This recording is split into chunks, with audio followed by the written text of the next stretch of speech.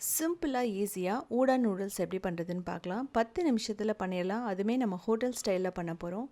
ஒன்றோட ஒன்று ஒட்டாமல் நல்லா உதிரி உதிரியாக பண்ண போகிறோம். குழந்தைகளுக்கு ஸ்நாக்ஸாக கொடுக்கலாம், பிரேக்ஃபாஸ்ட்டு டின்னருக்கு எடுத்துக்கலாம். இதான் வந்து பார்த்திங்கன்னா ஊடா நூடுல்ஸ் ரொம்ப ரொம்ப ஹெல்த்தியானது. இதுக்கப்புறமா வெஜிடபிள்ஸ் எடுத்துக்கலாம். கேப்சிகம், கேரட், அதுக்கப்புறம் கேபேஜ் எடுத்துக்கலாம். நீங்கள் எந்த வெஜிடபிள் வேணாலும் எடுத்துக்கலாம். அதுக்கப்புறம் வெங்காயம், பூண்டு, பச்சை மிளகாய். இப்போது சாஸ் அப்படின்னா soya sauce, tomato sauce, chilli sauce, அதுக்கப்புறம் க்ரீன் சில்லி சாஸ். நீங்கள் வந்து சிஸ்வான் சாஸ் கூட எடுத்துக்கலாம்.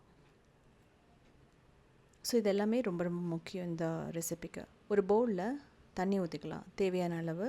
உப்பு, ஒரே ஒரு டீஸ்பூன் ஆயில் மட்டும் போட்டு ஊடா நூடுல்ஸை வந்து போட்டுட்டு 5 நிமிஷம் நம்ம வேக வைக்கணும். இது வந்து நல்லா வேகணும். அதே சமயம் ரொம்ப கொலன்னு விடக்கூடாது நீங்கள், அப்போ ரொம்ப ஸ்டிக்கி ஆகிடும். ஸோ செக் பண்ணலாம். ஸோ இன்னும் ஒரு 3 நிமிஷம் வெந்தது அப்படின்னா பர்ஃபெக்டாக ரெடி ஆகிடும். ஸோ இந்த ஸ்டேஜில் நம்ம தண்ணியை கம்ப்ளீட்டாக வடிச்சிட்டு கோல்டு வாட்டரில் வந்து நம்ம வாஷ் பண்ணணும். அப்போ தான் வந்து பார்த்திங்கன்னா அந்த ஸ்டிக்கினஸ் எல்லாம் போகும்.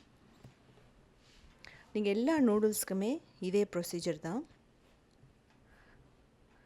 ஸோ உங்களுக்கு பார்த்தா தெரியும், முன்னாடி போட்டதோட நல்ல பெருசாக இருக்குது அந்த நூடுல்ஸ்.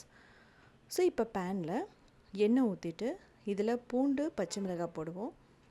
நல்லா ரோஸ்ட் பண்ணணும். வெங்காயம், ஒரு வெங்காயம் பொடியாக கட் பண்ணியும் போடலாம், இல்லை அப்படின்னா அப்படியும் போடலாம். ஸோ இந்த பூண்டெல்லாம் வந்து ரொம்ப ப்ரௌன் ஆகணும்னு அவசியமே இல்லை. இஞ்சி தேவைப்பட்டால் 1 டேபிள் ஸ்பூன் போடலாம். இதெல்லாமே வந்து பார்த்திங்கன்னா ஆப்ஷனல் தான். காரம் வேணும் அப்படின்னா அதிகமானது கூட மிளகாய் போடலாம். இப்போது இதுக்கு தேவையான வெஜிடபிள்ஸ் வந்து போட்டுட்டு மீடியம் டு ஹையில் வச்சுட்டு நல்லா வந்து ரோஸ்ட் பண்ணணும்.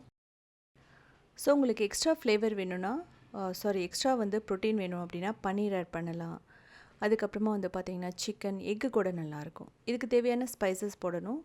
இதில் வந்து மஞ்சள் தூள், மிளகாய் தூள், கரம் மசாலா தூள், ரெட் சில்லி ஃப்ளேக்ஸ், பெப்பர் தூள், உப்பு. அவ்வளோதான். மஞ்சள் தூள் வந்து நீங்கள் ஆட் பண்ணிடாதீங்க, அது வந்து ஃப்ளேவர் வந்து மாற்றி விட்டுரும்.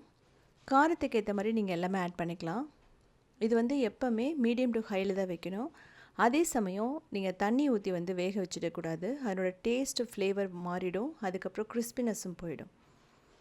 ஸோ இப்போ சாஸ் அப்படிங்கும்போது உங்களுக்கு soya sauce, tomato sauce, chilli sauce, green chilli sauce எல்லாமே ஆட் பண்ணணும் நம்ம. இதெல்லாமே ஒரு 2 டேபிள் ஸ்பூன் நீங்கள் ஆட் பண்ணிக்கலாம். ஆட் பண்ணிவிட்டு 1 நிமிஷம் மட்டும் நல்லா வந்து இதை வதக்கணும். ஸோ உங்களுக்கு வதக்கும் போது என்னாகும் அப்படின்னா அந்த ஃப்ளேவர் இதில் இறங்கிடும். இந்த ஸ்டேஜில் தேவைப்பட்ட தண்ணி ஸ்ப்ரிங்கிள் பண்ணலாம், ஒரு 2 டேபிள் ஸ்பூன். இப்போது இது நல்லா வதங்கினதுக்கப்புறமா நூடுல்ஸை போடுவோம். நூடுல்ஸை போட்டு மீடியம் டு ஹையில் வச்சுட்டு நல்லா நீங்கள் வதக்கணும். இது வந்து ஹக்கா நூடுல்ஸ், நார்மல் மேகி இதே மாதிரி தான் உங்களுக்கு. இது வந்து ஃப்ளேவர் நல்லாயிருக்கும். கிடைக்கல அப்படின்னா நார்மல் நூடுல்ஸில் பண்ணி பாருங்கள். இதில் தேவைப்பட்டதுன்னா எக்ஸ்ட்ரா சோயா சாஸ் நீங்கள் இப்போ கூட போட்டுக்கலாம். ஸோ இதே மாதிரி சிம்பிளான யூனிக்கான ரெசிபிஸ் வேணும்னா நீங்கள் உத்தமி கிச்சனை ஃபாலோ பண்ணலாம். க்ரியேட்டிவ் வேர்டுன்னு இன்னொரு சேனலுமே இருக்குது. அதுலேயுமே 2000 ரெசிபிஸ் இருக்குது. சவுத் இண்டியன் ஃபுட்ஸ்.inங்கிற வெப்சைட்டை 19 இயர்ஸாக ரன் பண்ணுறோம்.